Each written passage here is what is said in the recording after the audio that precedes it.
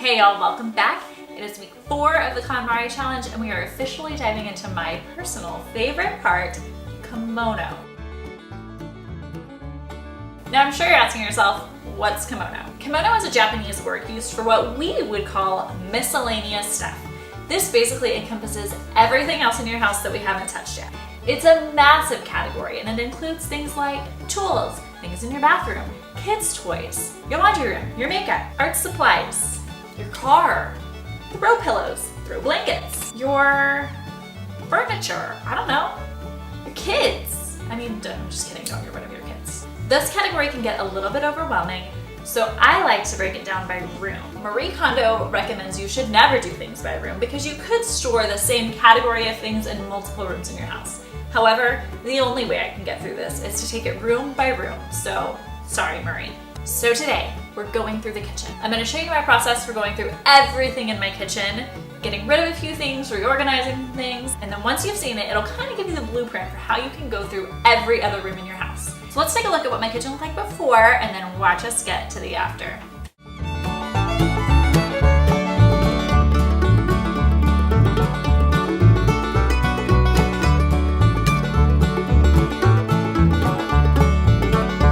Marie Kondo might argue that the best way to tackle this is to take everything out from all of your cabinets and then declutter it. That's a little overwhelming to me, especially in such a small kitchen. So what I'm doing instead is just tackling it by cabinet. I'll be pulling everything out, deciding what to get rid of, and then putting it all back up.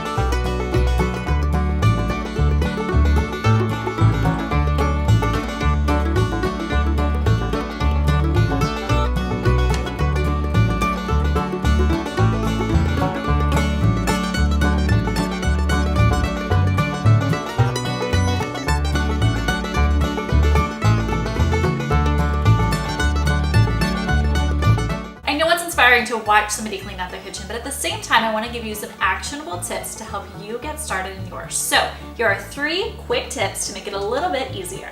Tip number 1, you may be tempted to hold on to little appliances or tools that you don't use very often, but you might need them someday. The waffle maker, or that weird little immersion blender that you only bust out the one time a year that you make soup. I say that, a lot of y'all use that, don't you?